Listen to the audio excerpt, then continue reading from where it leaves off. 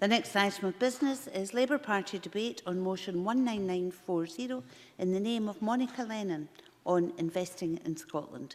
Would those members who wish to speak in the debate please press the request to speak buttons, and I call on Monica Lennon to speak to and move the motion for 6 minutes, please. Thank you, Presiding Officer. Last week, it was my pleasure to attend the Scottish Health Awards, celebrating some of the most inspiring people who work in our precious NHS. I'm so grateful for the work that all of our NHS staff do, and I want to take this opportunity, I hope on behalf of us all, to say to them, thank you. For the sake of all patients and the workforce, the NHS must have the right resources at the right place and the right time so that people can get the care they need and deserve. SNP ministers introduced a legal right to treatment within 12 weeks. That was a good thing to do. However, this has been breached over 230,000 times. Despite coming into effect 7 years ago, the duty to ensure everyone is seen within 12 weeks has never been met. It is disappointing that the Cabinet Secretary has deleted this fact in her amendment to the motion in my name. Any attempt to downplay the extent of the widespread challenges facing our NHS is an insult to patients who are in pain and the staff who are stressed and work to the bone. Audit Scotland has warned that the NHS in Scotland is running hot. SNP ministers have failed to do the long-term planning around workforce. A sticking plaster approach to running the NHS has put the future of our health service at risk. NHS staff must be properly resourced to do their jobs, rather than facing increasing pressure and the expectation to do more with less. The Government published a waiting times improvement plan last year, but things continue to get worse instead of better. Targets have been consistently missed, and life on the list is causing misery for too many patients. Over 5,000 children and young people waited over 18 weeks to access mental health services last year. Over a third of chronic pain patients waited over 4 months for their first appointment. And patients like my mum, a cancer survivor, waited 42 weeks for a bowel operation. And we must not lose sight of the other challenges: the tragic drug death emergency, the high number of alcohol-related hospital admissions we heard about yesterday, and the growing mental health crisis. My heart goes out to people like Alison Larkin, a constituent whose teenage son, Kyle, completed suicide days after being told by his GP about long waits for CAMHS. And on cancer, Scotland's leading cause of death, too many patients are waiting longer than 6 weeks for key diagnostic tests. Shockingly, overall cancer waiting time targets have not been met since 2012. In his amendment, Miles Briggs is right to note the report from the Cross-Party Group on Cancer published this week. And Macmillan Cancer's report are also warning that the current system cannot fully support the needs of people with cancer. So I ask the Government, will they publish the National Health and Social Care Workforce Plan that Macmillan and others call for? And on wider workforce pressures, there are over 4,000 vacant nursing and midwifery posts and over 500 consultant vacancies, the highest vacancy rate since this Government came to power. And that is putting enormous strain on staff. Scottish Labour research revealed that in the last year alone, 3.5 million NHS staff hours were lost due to stress, anxiety and mental health causes. Overall, nearly a quarter of NHS staff sickness absence hours were due to mental health reasons, and that's an increase of almost 17% in the last few years. These are some of the challenges that the Government must address. Audit Scotland's latest annual report on the NHS also confirms that slow progress on the integration of health and social care means the Government will not meet its 2020 ambitions. Ending delayed discharge, another broken promise. The Royal College of Emergency Medicine is concerned that A&Es will struggle to cope this winter. They're struggling already. They warn that at least an additional 320 beds are needed to avoid patients facing the indignity of corridor care. Scottish Labour wants to see an end to delayed discharge through an ambitious reform of social care, with proper time for care visits and good working conditions for our workforce. Barnett consequentials from a UK Labour government could support this by delivering an additional £600 million for social care. Without significant reform, Audit Scotland say the NHS in Scotland faces a financial black hole of almost £2 billion within 5 years. And we've touched on it earlier today. Instead of being a cause for celebration, not one, but two flagship hospitals are mired in scandal and subject to a public inquiry. Presiding Officer, our NHS is in urgent need of more investment to tackle the growing health inequalities in Scotland, to improve the overall health of Scots, to fix the workforce crisis and to create social care that is fit for the future. A UK Labour government will unlock the opportunity for more investment, not just in acute health care, but right across our public services. We've had enough despair and scandal. We need dignity and safety, and Scottish Labour will always put the NHS first. We would end the complacency, strengthen the health service and deliver transformation in health and social care. I move the amendments in my name. I think it's the motion that you should be moving. Apologies, I move the motion in my name. Thank you. Okay, and I call Joe Fitzpatrick, who will speak to and move Amendment 19940.2. I think, first of all, I shall move the amendment in Cabinet Secretary's name, in case I forget. Presiding Officer, this Government is absolutely committed to a publicly owned, operated and commissioned NHS in Scotland. That's why we're determined and we're demanding that the next Westminster Parliament passes an NHS protection bill to protect our health service from any future trade deals, giving an explicit veto over any deals to this Parliament. There's a lot to go through, so I'm going to try and get there, but if there's time, we'll come back and maybe the member can tell us that he supports giving an explicit veto to this Parliament to deal with these matters. Any party that refuses to protect our NHS in law leaves it open to the threat of being used as a bargaining chip in future deals, whether with the Trump administration or anyone else. Presiding Officer, delivering improvement and reform in our health and care services takes investment. In 2019-20, we're investing record funding in excess of £14 billion for health, with funding for frontline NHS boards increasing by £430 million. Statistics published just yesterday show that frontline health spending per head in Scotland is 6.3%. That's £136 per head higher than in England. This is over £740 million more spending on health in Scotland compared to the levels in England. Our increased health investment comes despite Westminster reducing Scotland's fiscal resource budget by £1.5 billion, or 5% in real terms, between 2010-11 and 2019-20. Our medium-term financial framework published last year enables longer-term planning and shifting the balance of care. It allows boards to focus their attention on delivering reform in a safe and appropriate way.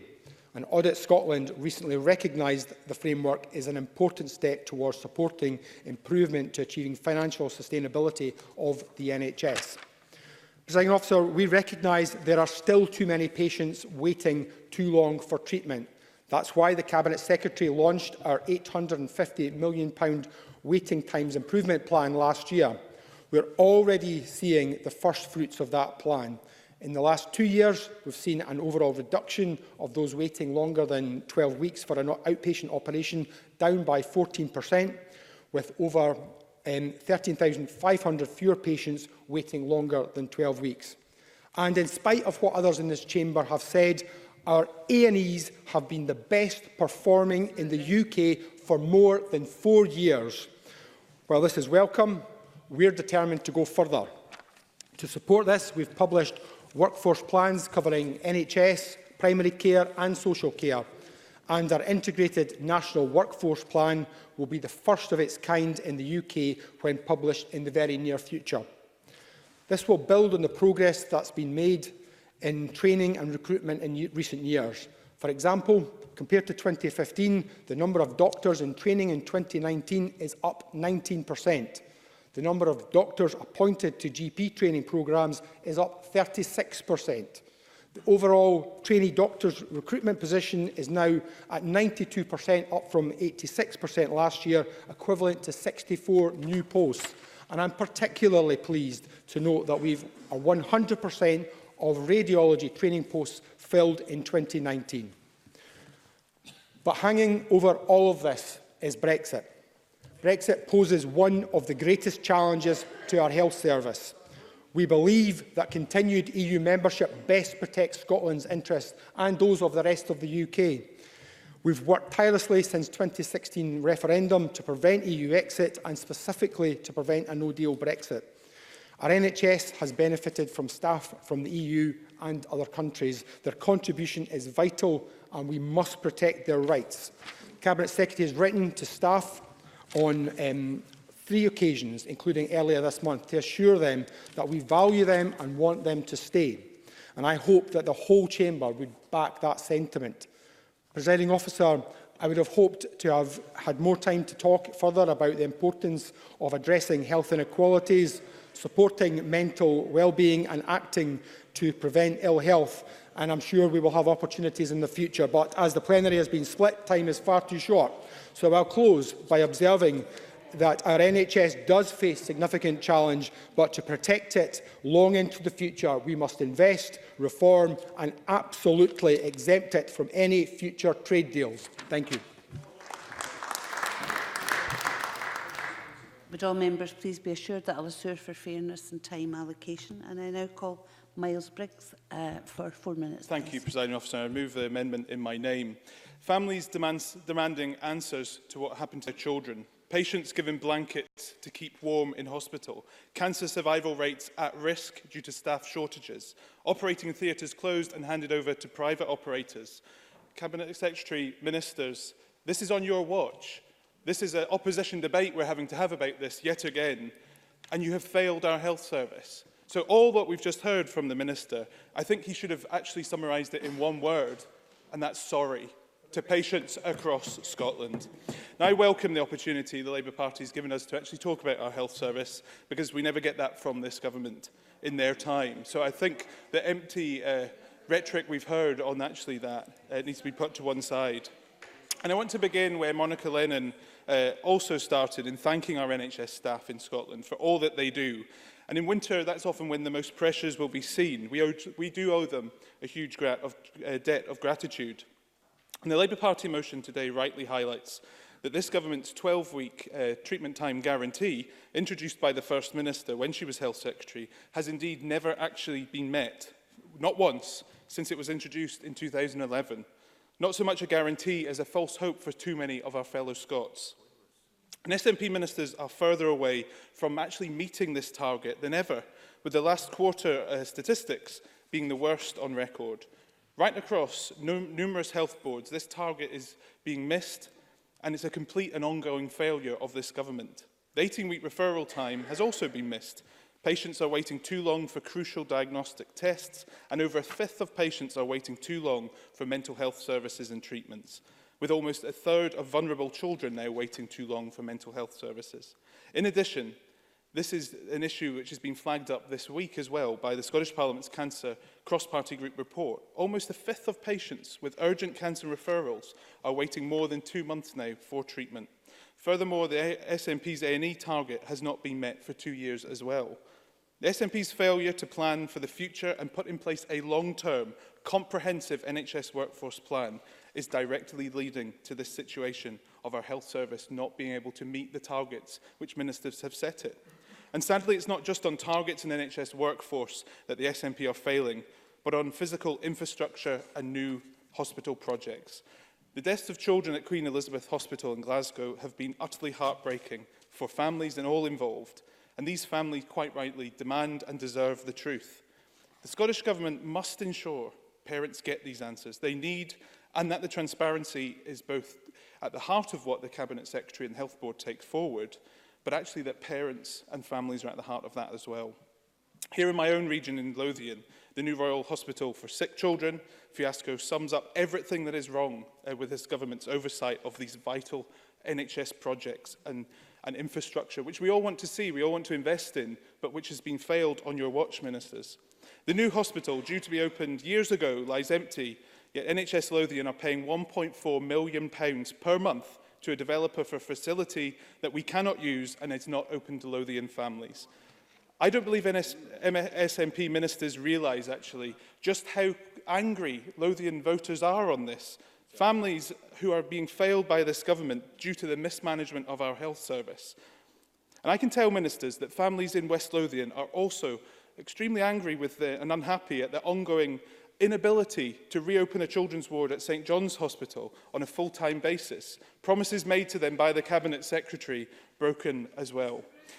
No, I've not got time. Briggs, Information I obtained recently under Freedom of Information indicated that the RCPCH are telling NHS Lothian it could now take up to 5 years for a full reopening, something that ministers have deliberately kept from the public. Mr Briggs is closing.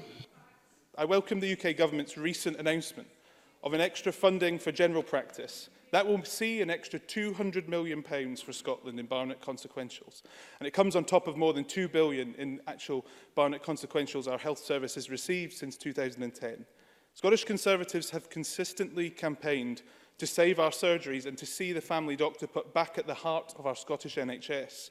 And so I again call for 11% of this funding to go to general practice. You come to a close, please.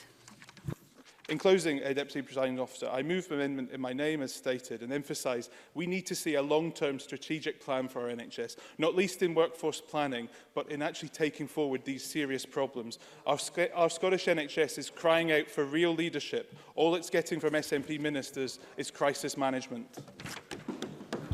Paul Alison-Johnson for 4 minutes, please. Thank you.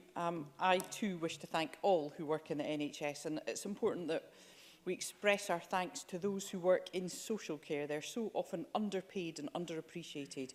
I welcome this chance to debate the future of our health service, given the challenges facing all those who work in the NHS and all who rely on it. I don't think it would be possible to give it too much of our focus and attention. Monica Lennon's motion makes some extremely important points, and I'd like to thank her for bringing it forward. Too many patients are waiting too long for treatment, and this is unacceptable. We're still waiting for an integrated workforce plan and need to be investing more in our NHS workforce. The Government's amendment reflects this and accepts the just criticism that too many patients are waiting too long for treatment and that need for more investment and better long-term planning. I welcome the acknowledgement of the need for a renewed focus on prevention and health inequalities, which the Scottish Greens believe must be priorities for a truly sustainable health service. The amendment also recognises a fundamental threat to the sustainability of the National Health Service. The catastrophe that a hard Brexit would be, and the possibility of a Boris Johnson government desperately pursuing a trade deal with the US. I will therefore be supporting the government amendment. The hard Brexit pursued by the Tories represents one of the greatest threats to our health and social care system in recent memory. The health service has always relied on workers from the EU and beyond, and the BMA has warned that Scotland will need to continue to recruit from the EEA and overseas to sustain staffing levels across the NHS in years to come. We simply can't afford to put up barriers to medical or other healthcare staff, or to deter staff from coming to work in the health service at a time when they are needed the most. It is also the case that around 3/4 of the medicines and over half of the clinical consumables we use come from or via the EU.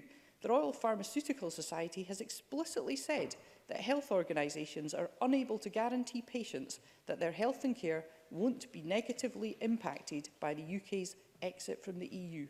Given these challenges, it's absolutely essential that we include Brexit in every debate about the future of Scotland's health service. If hard Brexit happens, the current UK government has already made its intention to prioritise negotiating a trade deal with the US. They've made that intention clear. Donald Trump has said that the NHS is on the table. And while Boris Johnson denies this, I'm afraid that we do all know that Boris Johnson cannot be trusted. Indeed, senior civil servants have met with big pharma representatives from the US to discuss trade negotiations. The impact of this on the NHS and on patients across Scotland as a result of rocketing drugs bills could be devastating. And that's why it's absolutely essential that this Parliament sends a clear message that our NHS must be exempted from any future trade deals. I mean, given the impact that trade deals will have on the constituents that we all represent, I consider it absolutely critical that this Parliament and other devolved legislatures are given a say. I do welcome the fact that Miles Briggs' amendment refers to the call for 11% for general practice. I support that wholeheartedly. It's a call which Parliament previously backed when it voted to support my motion on GP recruitment and retention in April. I'm happy to support that amendment. It's absolutely essential, if we're serious about integrating health and social care, that we have the support and the facilities in our communities that people need and rely on. The majority of patient contacts take place in our local GP surgeries, but those surgeries simply aren't getting the level of investment that is absolutely essential. Thank you very much, Presiding Officer. Paul Alex Cole-Hamilton, 4 minutes, please. Thank you very much, Presiding Officer. Like other members, I have recent cause to give thanks to our hard-working NHS staff, so I'm delighted to join the views of others and thank them tonight. This is a really important topic, and I'm grateful for Monica Lennon and the Labour Party making time for it. It is a topic that visits with us, each of us, in our constituency surgeries every single week, with usually it's people who are in abject pain, in a certain degree of distress, and more often than not clutching a letter telling them that they would have been seen months ago, but they're still weeks and weeks and weeks beyond the time that they were told to expect treatment. It's precisely why the Liberal Democrats led a debate on it in the Chamber in May. The Health Secretary admitted at that time that performance must improve, and Parliament agreed. So I won't repeat what I said that day, but instead look at what has happened in the intervening months. The headline performance figure hasn't budged. The treatment guarantee wasn't being fulfilled for 27% of patients then. The latest figures show it isn't being met for 27.5% of patients now. We saw the guarantee being missed by a larger margin than ever before. And the number of times the First Minister's treatment time law has been officially breached surpassed 200,000. That's an uncomfortable milestone for any minister. Research by the Scottish Liberal Democrats then found more patients waiting staggeringly long times in breach of the law, this time in dentistry. A patient waited 38 weeks for oral surgery, NHS borders, 39 weeks in Greater Glasgow and Clyde, 40 weeks for treatment in both Fife and Forth Valley, and incredibly, a patient waited 126 weeks for oral and maxillofacial treatment in Grampian. These included patients who needed to restore functionality and appearance after serious injuries and cancer. Indeed, David McCall, who is the chair of the British Dental Association's Scottish Dental Practice Committee, did not mince his words. He said it was the result of years of underinvestment. And he said, patients should not be waiting eons for life-changing surgery.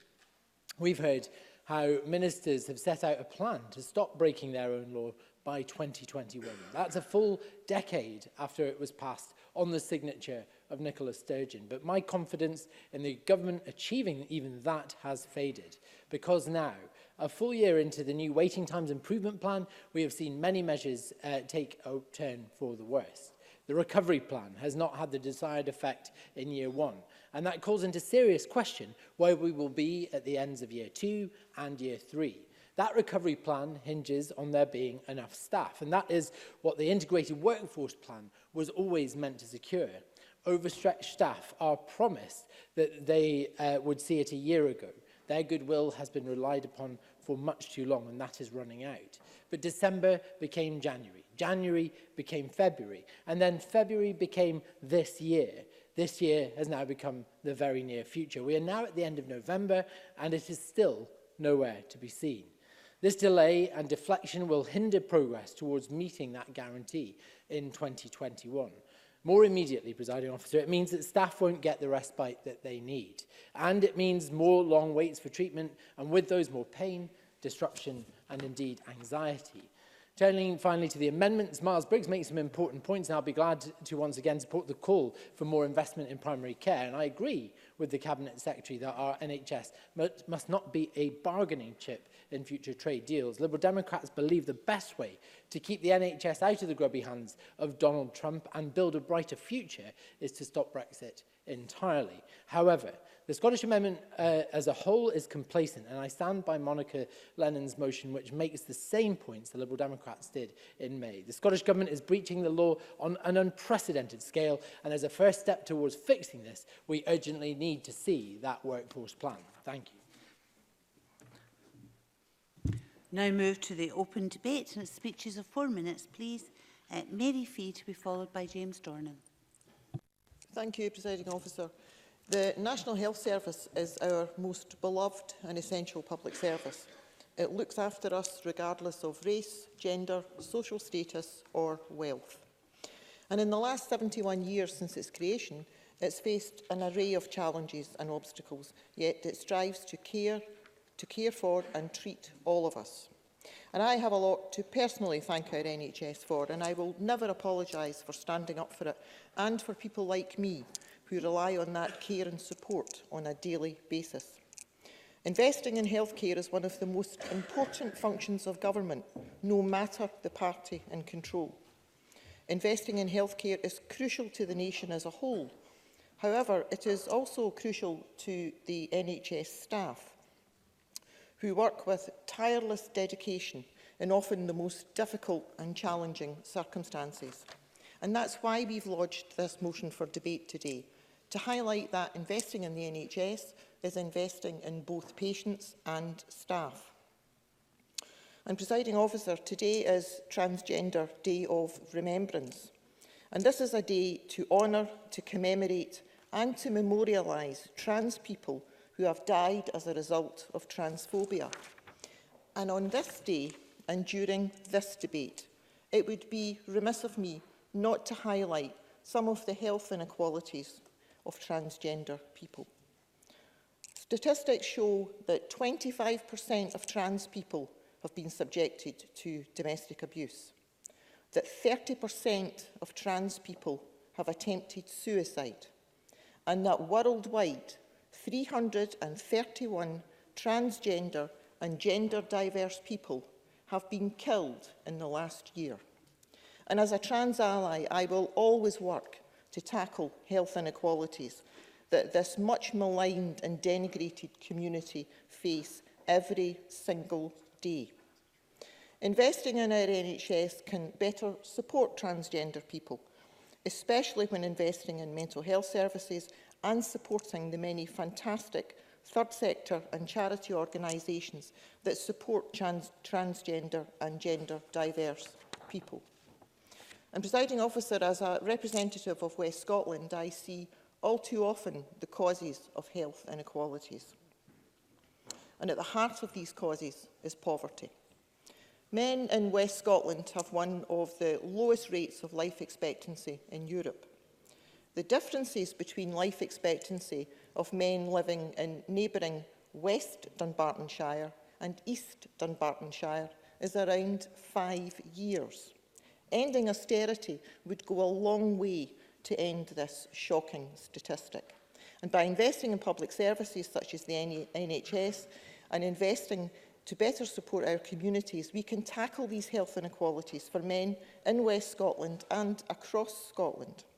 And finally, Presiding Officer, cuts to local government and cuts forced on health boards are causing suffering for far too many people. We have seen the children's ward in Paisley's RAH move to the Queen Elizabeth Hospital, which is facing very serious problems of its own. Social care is in crisis, resulting in more people staying in hospital longer than they need to. Shocking figures for drug-related deaths, CAMS under extreme pressure and high numbers of rejected referrals. These are a few examples that show that the NHS under this SNP government is unsustainable and needs crucial investment. And I would urge members to support our motion to invest in the NHS and to support its hard-working staff. Thank you. Thank you very much. And I call James Dornan to be followed by Edward Mountain. James Dornan. Thank you, Presiding Officer. Last year, the NHS celebrated its 70th birthday, And over the decade, every single one of us will have used it in one way or another, be it by being born in there, whether it's through seeing a GP, having an operation at hospital, or simply by visiting the opticians for a free NHS eye examination. And despite what we've heard from likes of Monica Lennon and Miles Brigg, our healthcare system is undoubtedly the best in the world.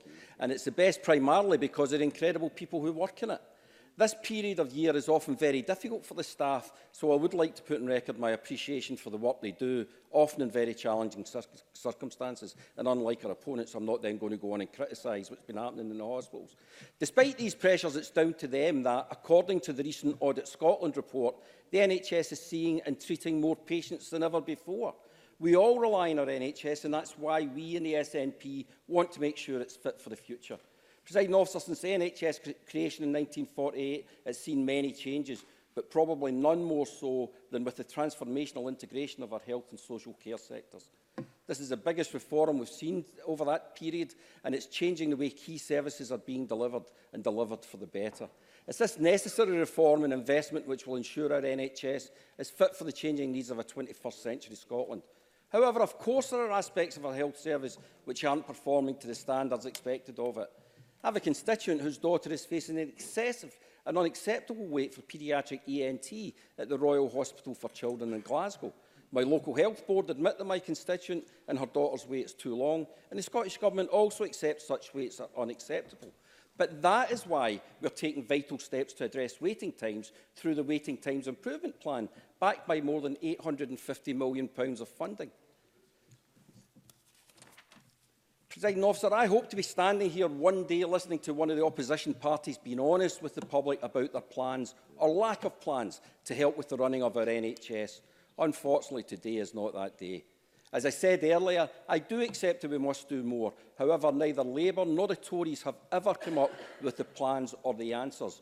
The Scottish branch of Labour demand everything all the time, yet not once in 12 years have they come to the Finance Secretary with costed proposals during the budget process.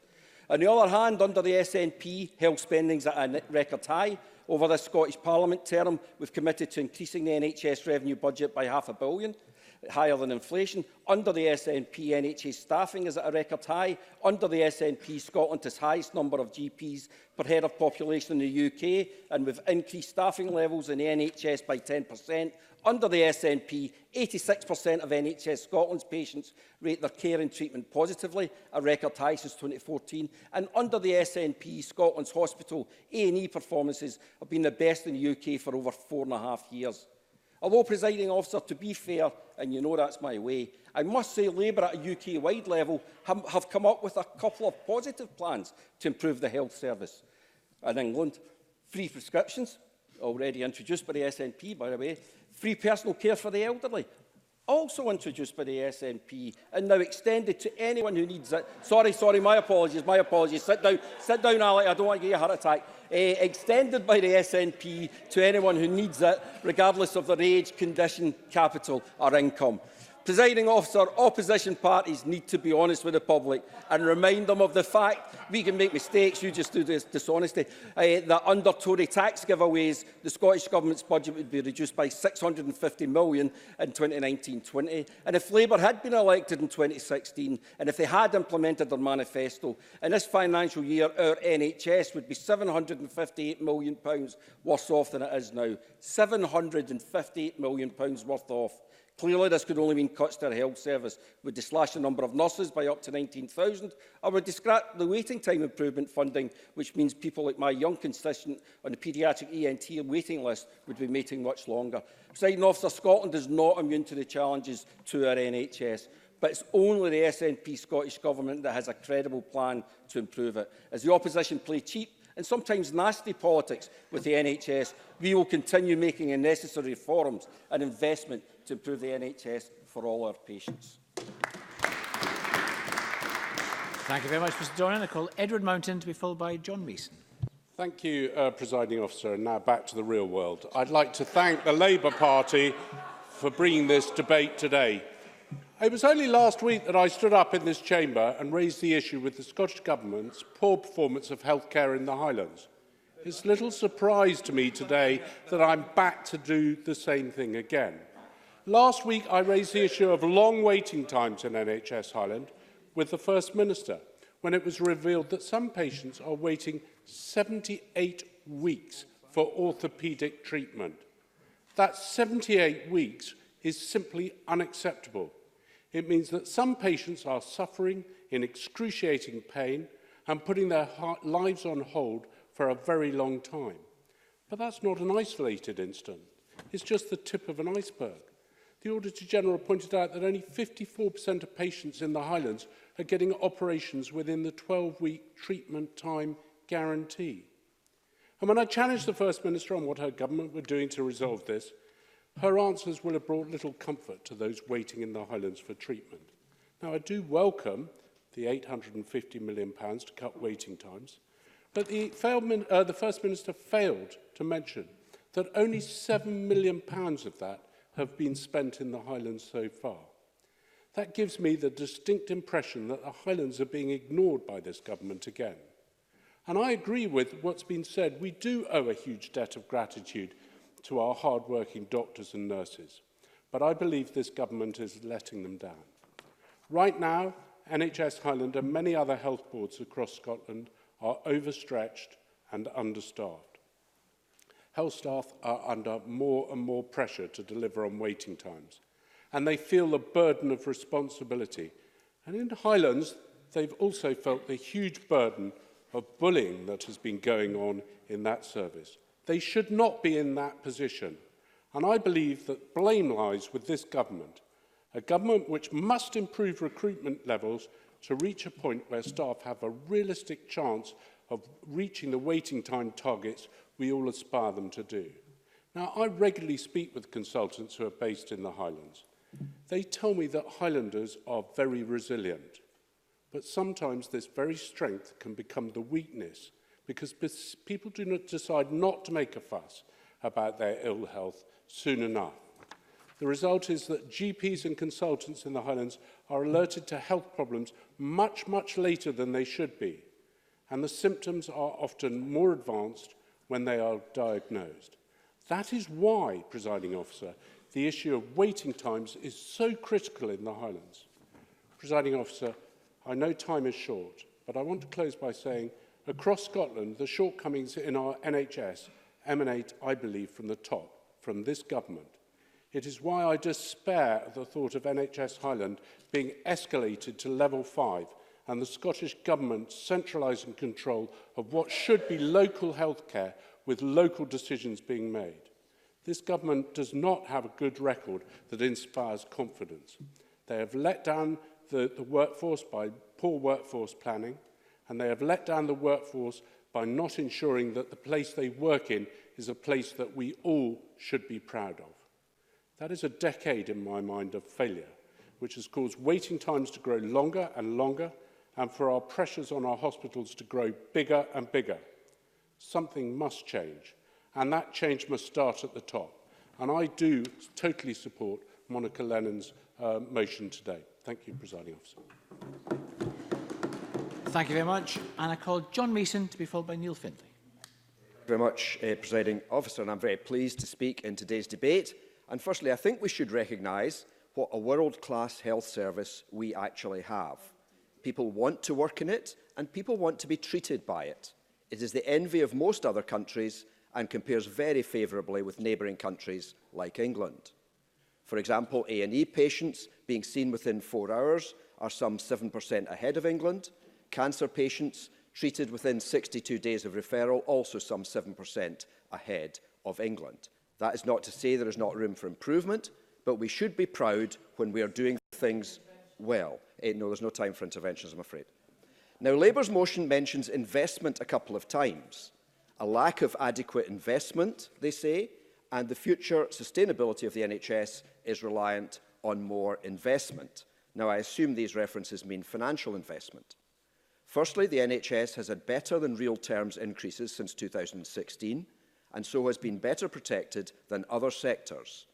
In fact, there has been criticism from some in the business world and elsewhere that the NHS has been treated too generously in comparison to things like training or job creation. And secondly, if Labour or anyone else wants more finance for the NHS, they have to tell us where it is coming from. Would they be cutting local government or colleges? Now, Monica Lennon did suggest that there would be £600 million coming from the UK, and that, of course, will be very welcome. But I fear that this is meaning that Labour will just borrow and borrow and borrow, and the UK, which is not in a good financial state at the moment, will continue to go from boom to bust. Moving on to the workforce planning, we currently are fairly close to full employment, and we have a pretty stable and also an ageing population. So if the suggestion is that we should have more staff in the NHS, they would presumably need to come from either come from immigration. No, I'm not taking interventions. She should have listened the first time. They would presumably need to come from either immigration or from cutting the workforce in some other sector. That is why we are arguing so much for control over immigration, to give us that extra and that necessary workforce. We are not arguing for more people for the sake of it. No, we need more people, both to grow our economy and to provide the services we all expect. If Labour will not support us in achieving more immigration for Scotland, where do they think the extra nurses and doctors will come from? Do they want to take young people out of agriculture, out of engineering, out of hospitality? Is that what they're saying? This links into the cross-party group report on cancer, which has been commented on this week. It also wants workforce planning to, quote, address long-standing vacancies. Is the CPG saying that too many staff are in maternity or elderly care and they can be transferred to cancer care? If not, where are these extra people to come from? Now, I do accept that there are both in regard to financial and human resources, we can increase efficiency and improve the way we do things. And of course, technology can help us too. But I would suggest that these are only likely to give us marginal improvements in the short term. I really think some opposition members need to take a reality check. Remember that what Jack McConnell said when he was First Minister, that the population was the single biggest challenge facing Scotland. Scotland faces a huge challenge with a lack of people. We just do not have enough people for what we want to do. If immigration is not to be allowed, we will need to start curtailing our ambitions, be that in business, universities, the NHS, or whatever. Finally, on preventative spending, the Conservative amendment does have some merit in stressing GPs and preventative spending. But let us also be realistic what this means. At the moment, out of every £100 of NHS spending, around £8 is on GPs. If the GP share is to go up to £11, that means the rest has to fall from 92 to 89. Now, I do think there's some merit in that argument, but the Conservatives need to be realistic and accept that hospital spending would fall and A&E waiting times would potentially go up, at least in the short term. So in conclusion, I accept the NHS is not perfect, but I would urge the opposition to acknowledge what a world-class NHS we actually have. Thank you. Thank you very much. And I call Neil Findlay to be followed by Willie Coffey. Thanks, Presiding Officer. And can I declare an interest as both my wife and daughter work in the NHS, and it is our greatest public service. It's staffed by skilled, caring, compassionate people who every day go above and beyond the call of duty. They care for the young, the old, the newborn, and those about to leave this world. But it is a very tough and mentally and physically exhausting service to work in. And it is those staff and patients who are coming to my office week in, week out for support on a whole number of very important issues.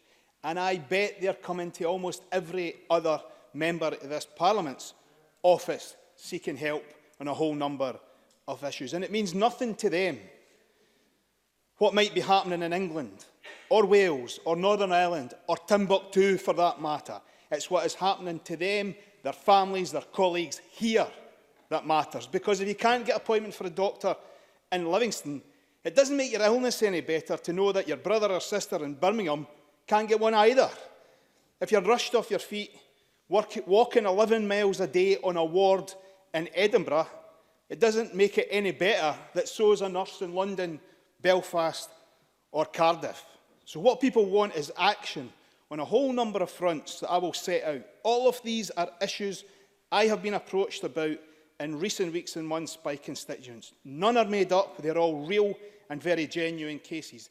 Like the parents from Whitburn who have had to travel to Edinburgh at weekends with a sick child because the children's ward at St John's is still not open on a 24/7 basis, 7 years on from when the problem was first exposed.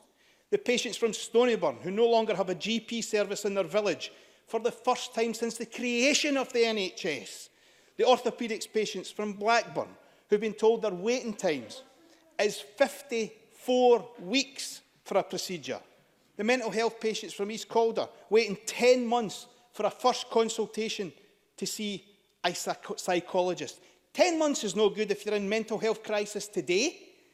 The nurses at St John's and the ERI in the Western and other hospitals who are drowning under pressure because of staffing shortages and patients being inappropriately boarded out to their ward.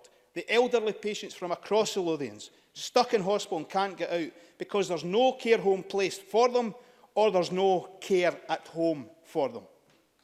The home carers on zero hours contracts, they want to provide a good service, but they can't because of the contracts that they are working under. The GPs in over 50 practices in the Lothians who have lists closed to new patients because they cannot recruit any doctors to come in to their practice. The neurological patients and children waiting on treatment but cannot get access to the new hospital at the sick kids that's costing £1.4 million a month and still has no patients in it. And the NHS managers forced to turn to private staff and agencies charging £1,700 a shift for a nurse when nurses themselves who are employed by the NHS get less than 150.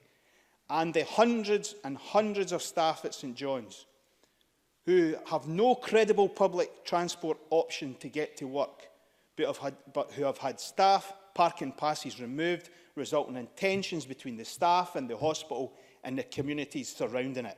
Presiding Officer, all of these people who work in or use the NHS, they all believe in it, they all support it, they all want it to have a better future, but these are the real issues that the government should be addressing now. I said in 2012 we need a fundamental review of the NHS to make sure it was fit for the 21st century. Alec Neil, the then Cabinet Secretary, dismissed this call, saying it was a waste of time and money. But only last week at the Audit Committee, the very same Alec Neil called for such a review to take place. If he had listened to Richard Simpson and myself in 2012, the review would be finished by now and would be implementing its findings, and the NHS would be in a much better shape. The Cabinet Secretary ought to reflect on that when she considers the in-tray that she has at the moment.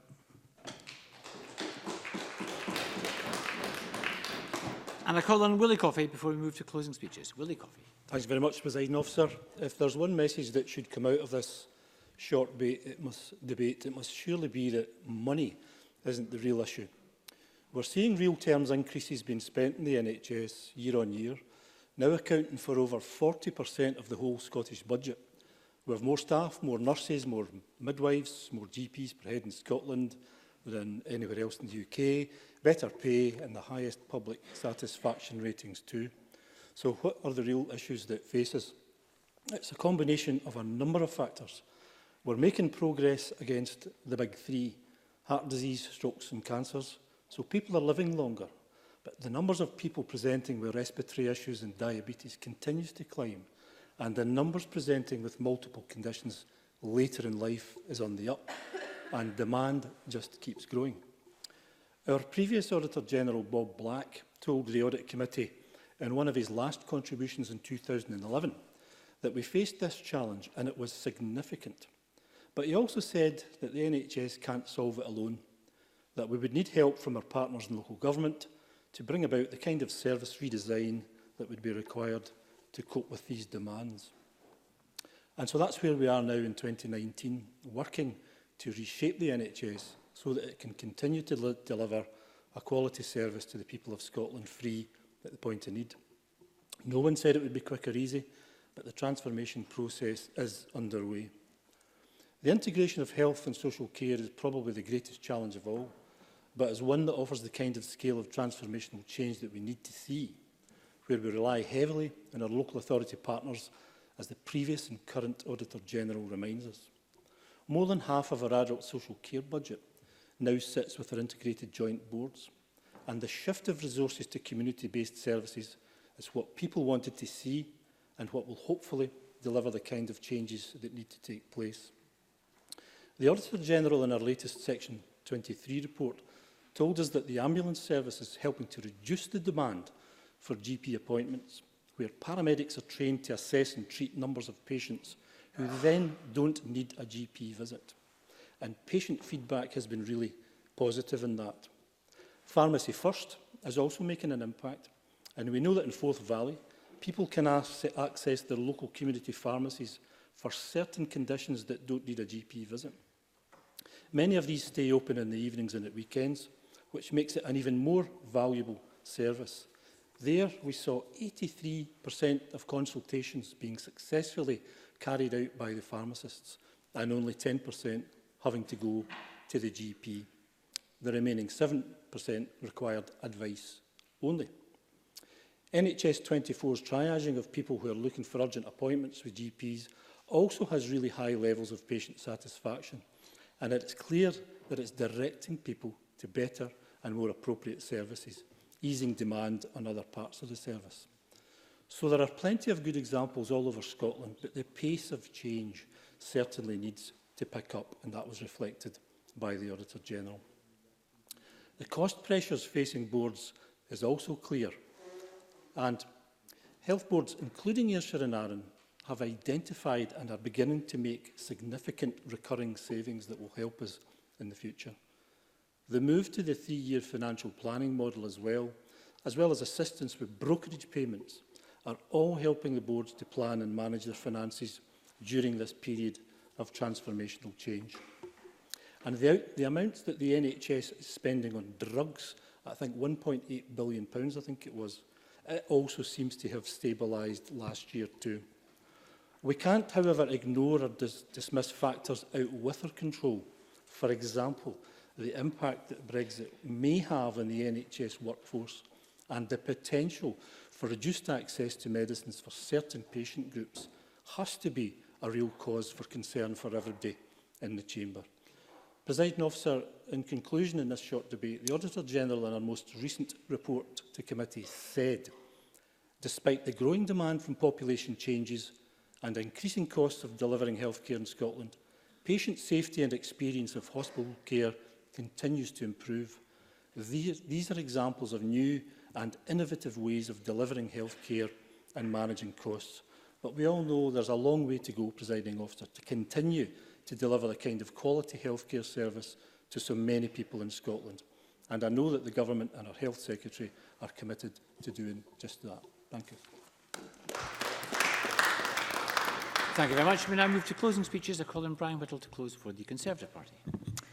Thank you, Presiding Officer. Could I remind the Chamber that I have a daughter who is a healthcare professional in our Scottish NHS. And I'd like to add my thanks to the Labour Party for bringing this debate to the Chamber, once again using opposition time to debate health, and also for having the opportunity to close on behalf of the Scottish Conservatives. Monica Lennon's motion states that the Scottish Government is not fulfilling its promise to the people of Scotland on its waiting time guarantee. And speech upon speech highlighted this continual failure by this Government. And I think Joe Fitzpatrick set the tone for the Scottish Government with what I would call his head in the sand speech, calling for Westminster somehow to protect the NHS in Scotland. And I have to remind Joe Fitzpatrick somehow, because they're a government, that the health is totally devolved to this Parliament. When on earth are the SNP going to actually start accepting responsibility for the mess that you've created? Now, Miles Briggs quite rightly highlighted not just the continued failure to meet the Scottish Government's much heralded 12-week treatment time guarantee, introduced by the then Health Secretary Nicola Sturgeon in 2011, never once met. In fact, the last quarter is now the worst on record. And Edward Mountain highlighted in his speech how that in the Highlands, only 58% of patients are hitting this 12-week guarantee. And he also highlighted that there's now a 78-week wait for orthopaedic treatment, which is completely and utterly unacceptable for those patients in those circumstances. No, I haven't got time, thank you. Add in the 18-week referral time consistently missed, patients waiting too long for crucial diagnostic testing, over a fifth of patients waiting far too long for mental health treatment, a third of vulnerable children waiting too long for mental health support, a point highlighted only too starkly in an evidence session with children just last night for the Petitions Committee. Young vulnerable children suggesting that they have little faith in this system. We have cancer waiting times show that almost a fifth of cancer referrals are waiting more than 2 months for treatment. Monica Lennon brought workforce planning, or more accurately, the lack of workforce planning to the table. The Scottish Government are yet to produce a comprehensive plan, despite this being raised consistently by opposition in this place. 800 new GPs by 2029 has been thrown out there by the Scottish Government. Yet Audit Scotland reported to the Health and Sport Committee that the Scottish Government could not give any workings on how they came up with that figure, nor how this relates to any forward planning. When Audit Scotland did their own analysis based on current trends, they report that the most likely outcome was to see a shortfall still of 664 GPs in 2029. That, Presiding Officer, is not workforce planning. It reeks of fumbling in the dark to fend off further scrutiny. What I would say to John Mason is we have world-class healthcare professionals who require world-class facilities to deliver all they are trained for and are desperate to deliver. That is how you retain staff. Yet we have the growing tragedies of the Queen Elizabeth Hospital in Glasgow, coupled with a debacle at the Royal Hospital for 6 Children, lying empty, full of modern equipment at a cost of £1.4 million a month to the health budget, the opening of which was pulled literally hours before it should have been accepting patients. And as highlighted by Neil Finlay, there's the continued failure to open full-time the children's ward at St John's Hospital. And there we see the SNP's ability to oversee NHS building projects, and it's far too clear. I have to say, yesterday I said in Health and Sport Committee that I thought that the Cabinet, to one of the Cabinet Secretary's colleagues, I thought she was being thrown under a bus. You see, Presiding Officer, the Cabinet Secretary is constantly in this chamber and before committees firefighting, dealing with crisis after crisis, not of her making. She did not cut the nurse places in 2012. That was, of course, Nicola Sturgeon, the then Health Secretary. But Jean Freeman is having to deal with the fallout. She did not commission the new hospitals in Glasgow and Edinburgh back in 2008. Guess who the Cabinet Secretary was back then? But she's having to answer to the flawed procurement process that has allowed ventilation systems and water systems to be built in 2 major flagship hospitals with such tragic results. She didn't implement waiting time targets and treatment targets, but she's been measured against those SNP failed promises. The reality is, Presiding Officer, it's taken 4 SNP Cabinet Secretaries to get us to this point where crisis is heaped upon crisis, constantly letting down patients and our NHS staff. However, she will be measured against the escalating crisis and her attempts to mitigate her government's catalogue of failures over the past 12 years. And I'm afraid that report card is not looking too good. Truth is, Presiding Officer, there's a lack of innovation, of original thought from a tired Scottish Government, a lack of joined-up cross-portfolio thinking. Ministerial statement after ministerial statement cannot cover up the lack of progress. One would think, Presiding Officer, that the SNP's priorities might lie elsewhere. Presiding Officer. Thank you. And I call on the Cabinet Secretary, Jean Freeman, to conclude for the SNP party. Thank you very much, Presiding Officer. And can I start with at least one correction? I don't have time to correct everything that's been misspoken in this debate. But can I say to Mr Briggs, you quoted the Royal College as saying it would take 5 years before the hospital, the ward in St John's would be open. What you failed to mention was that that was the 2016 report, and it said 3 to 5 years. We've already corrected your news release, but you keep on doing it. And can I gently suggest that Mr Mountain and Mr Briggs get together on their position on escalation? Mr Mountain despairs at escalation. Only a few short hours ago, Mr Briggs was demanding that I do precisely that for Greater Glasgow and Clyde. I don't have time. Presiding Officer, record levels of investment since this government took office in 2007. And despite the UK government actions shortchanging us by £90 million in this year, we have made the right political choices to invest over £14 billion in our health and social care services this year. And while improvement is about much more than money, let me just say that if we had followed the Tory tax plans for the well-off, we'd have £500 million less for our public services, and Labour health plans from 2016, I have to go back to 2016 because they've not come forward with anything else, at least officially, although Mr Rowley made a stalwart attempt, would see the NHS worse off this year by £750 million. The challenges our health service face are faced across the UK and wider. Changing demographic, rising demand, citizens rightly wanting more care closer to home. That is why we have a waiting times plan. That is why we have increased training places across a number of professions, including medicine, nurses, allied health professionals and more. And that is why we have, as Mr Coffey referred to it quite rightly, the major transformational plan of health and social care integration. And we are seeing improvement. Again, I have to say our A&E continues to be the best performing A&E in the UK for 4 years. Vacancy rates for nursing are half of that in England. And in cancer, can we please get this right? We are meeting the 31-day waiting time target. And it is wrong and unfair on those who work so hard to deliver that to ignore it in order to make a political point. I'm seeing improvement in the 62-day target too, with the specialist training places fill rate at its highest so far.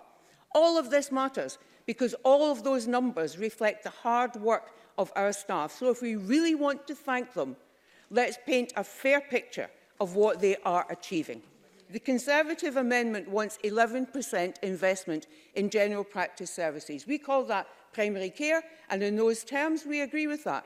That level of investment is what we are working towards in general practice, with allied health professionals, in pharmacy and optometry, exactly what our patients want. But if we care about services, about our support for the NHS now and in the future, let's not pretend that Brexit in any form is anything other than a threat. There is no Brexit that works for the NHS. It threatens more than staff recruitment, access to medicines and vital health research. It threatens the NHS as a public service free at the point of need. Now, we have no intention on these benches of allowing bits of our NHS in Scotland to be sold off to the private sector, as we see in England, or any part of our NHS producing charge lists for the new hip or the new knee or the cataract operation, which Mr Briggs, your party, presides over south of the border. Nor will we see any part of our NHS part of a deal to be traded away. That's why we need NHS protection legislation. Mr Whittle, protection against the UK government, because that is precisely what you are trying to do. We are not in charge, Mr Whittle, of trade. We're not in charge of immigration. Your party is in charge of that south of the border, and you can shout at me as much as you like, but you cannot deny your culpability and your responsibility, and you should take ownership of that. If there should be, presiding officer, not a single party in this chamber, not one, that claims to represent the people of Scotland that doesn't support our demand for NHS protection legislation. Let's see when the vote comes how many of them really do believe that our NHS should be a public service free at the point of need, and that we should truly thank and applaud the staff of NHS and paint a fair picture of everything they're achieving. Thank you, and I call on David Stewart to conclude our debate. Thank you, Presiding Officer, and this has been an excellent debate on the most important subject for the people of Scotland, investment in our NHS. Understandably, this was a passionate and occasionally boisterous debate, and I'm looking at you, Cabinet Secretary, but contributions were mostly insightful, knowledgeable and strongly held. Now, waiting times are always difficult. When a patient is suffering from an illness, and I'm sure the Cabinet Secretary will want to listen to this, when a patient is suffering from an illness or an injury, any time between cause or diagnosis and treatment is unwanted. It prolongs the pain, as well as adding additional stress to the mental and physical well-being. Of course, Presiding Officer, this debate is not about numbers on a spreadsheet, but about the conditions that are faced by staff. And again, I would echo, let us thank today across this chamber all the hard work that our NHS staff are doing in the front line. And it's also about patients in our hospitals and communities. Now, as my colleagues Monica Lennon, Mary Fee and Neil Finlay have made clear in their excellent speeches, NHS staff in Scotland have been underpaid, undervalued and under-resourced, and patients have been feeling the pain of that, with A&E targets being missed, planned operations being cancelled, bed days being lost to delayed discharge, and 7 out of 8 key targets missed for 2 years, according to Audit Scotland. But, Presiding Officer, like every member in this chamber, I am passionate about the NHS. It's not just another issue, another debate or another headline. As with many members, I have family and personal connections with this service. My brother-in-law is a Highland mental health nurse. My neighbour is a midwife. And a close friend is a nurse at an Edinburgh GP practice. Now, my political hero, Presiding Officer, and I'm not embarrassed about this, is Nye Bevan, the architect of the NHS. And over 70 years and 10 ago, the first NHS patient was Sylvia Beckenham. She was admitted to hospital to be treated successfully for a liver condition. She was patient Alpha, the first ever patient treated by the NHS. And this was a new service, truly national and free at the point of use, where they checked your pulse, not your purse. And many members this afternoon have illustrated this perfectly by quoting dissatisfied constituents who felt let down by the system. A system that was the Patient Rights Scotland Act 2011, a good piece of legislation, but in place to guarantee a 12-week treatment time. That allowed hospitals and boards to manage expectations and patients to have a known time frame. But what we can't forget is that waiting times aren't just simple facts and figures. Behind every delay in getting an operation, there's a person often with anxieties and pain and stress. In conclusion, Presiding Officer, the theme of this timely Labour debate has been about investment in the NHS, long-term planning and undergoing transformation delivery of health and social care. But don't just take my word for it. Professor Sahari Burns told the Health and Sport Committee, if members care to listen, that the NHS needs complete system change. Dr Peter Benny, former chair of BMA Scottish Council, said the NHS is stretched to breaking point. And RCN Scotland showed that 9 out of 10 nurses say the workload has got a lot of worse. I close by reminding members that Nye Bevan has famously said, the NHS will last as long as there's folk left with faith to fight for it. At decision time, let us vote to put our faith in the frontline NHS staff across Scotland. Thank you very much. And that concludes our debate on investing in Scotland. The next item of business is consideration of Business Motion 19950 in the name of Graham Day on behalf of the Parliamentary Bureau setting out a business programme. Could I call on Graham Day to move this motion? Move, Presiding Officer. Thank you very much. And no one has asked to speak on the motion. The question, therefore, is that motion 19950 be agreed. Are we all agreed? Yes. We are agreed. Thank you. The next item is consideration of business motions 19951 and 19952 on the Stage 1 timetable for 2 bills and 19953 and 19954 on the Stage 2 timetable for 2 bills. No members asked to speak on this motion. Again, could I call on Graham Day to move these motions? Moved, Presiding Officer. Thank you very much. The question is that motions 19951 to 19954 be agreed. Are we all agreed? Yes. We are agreed. Thank you. The next item is consideration of Parliamentary Bureau Motion 19955 on committee membership. Again, could I ask Graham Day on behalf of the Bureau to move this motion? Moved, Presiding Officer. Thank you. So we're going to turn now to decision time. The first question is that Amendment 19939.3 in the name of Shirley Ann Somerville, which seeks to amend motion 19939 in the name of Richard Leonard on universal credit, be agreed. Are we all agreed? Yes. We're not agreed.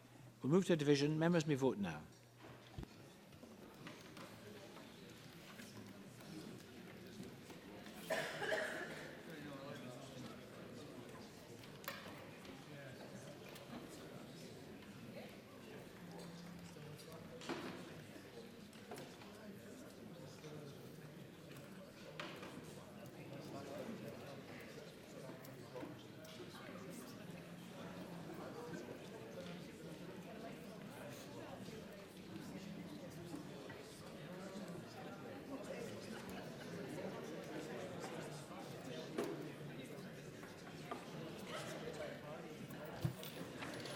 The result of the vote on amendment number 19939.3 in the name of Shirley Ann Somerville is yes 65, no 46. There were no abstentions. The amendment is therefore agreed. The next question is that amendment 19939.2 in the name of Michelle Ballantyne, which seeks to amend the motion in the name of Richard Lennon, be agreed. Are we all agreed? No. Or not agreed? We'll move to a vote. Members may vote now.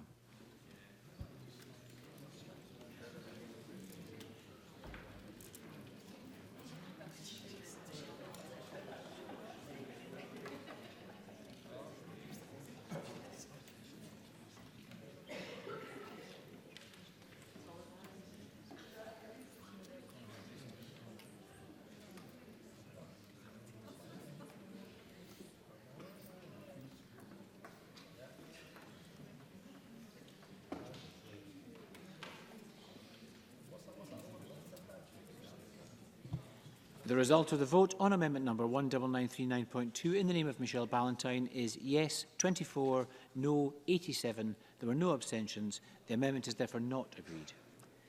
The next question is that motion 19939 in the name of Richard Leonard as amended on universal credit be agreed. Are we all agreed? Yes. We're not agreed. We'll move to a vote. Members may cast their votes now.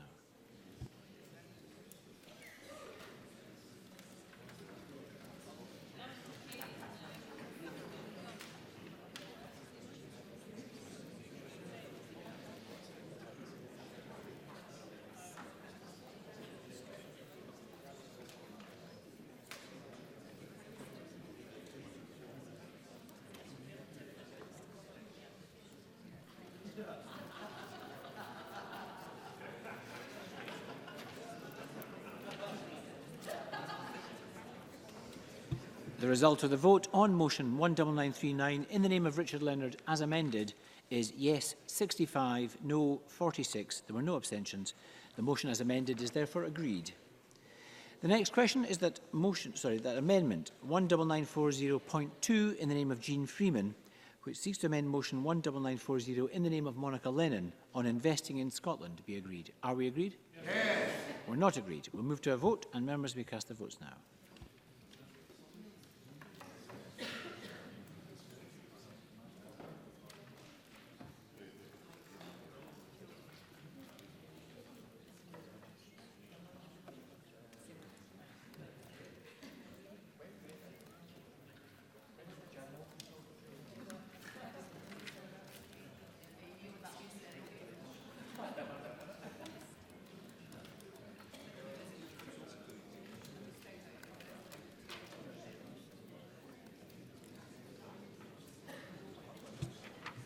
The result of the vote on amendment number 19940.2 in the name of Jean Freeman is yes 65, no 46. There were no abstentions. The amendment is therefore agreed.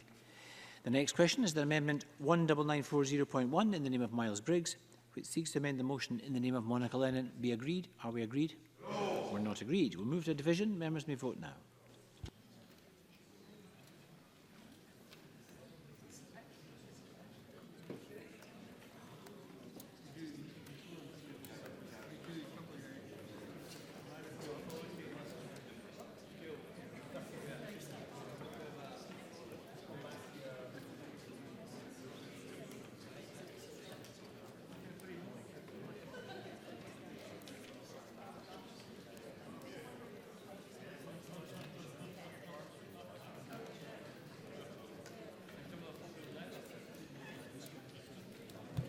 The result of the vote on amendment number 19940.1 in the name of Miles Briggs is yes 51, no 59. There were no abstentions. The amendment is therefore not agreed. The next question is that motion 19940 in the name of Monica Lennon as amended on investing in Scotland be agreed. Are we agreed? Yes. We're not agreed. We'll move to a division. Members may vote now.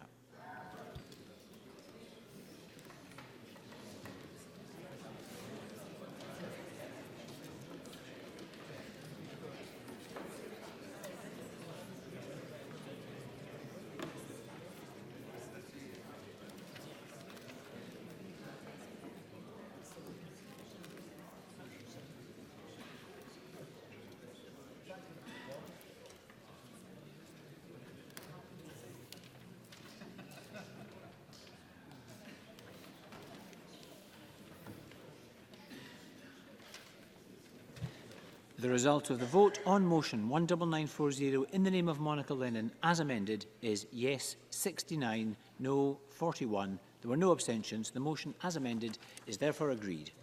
And the final question is that motion 19955 in the name of Graham Day on committee membership be agreed. Are we agreed? Yes. We are agreed, and that concludes decision time. We're going to move shortly to members' business in the name of Ian Gray on celebrating the International Year of the Periodic Table. We'll just pause a few moments while members and ministers change seats.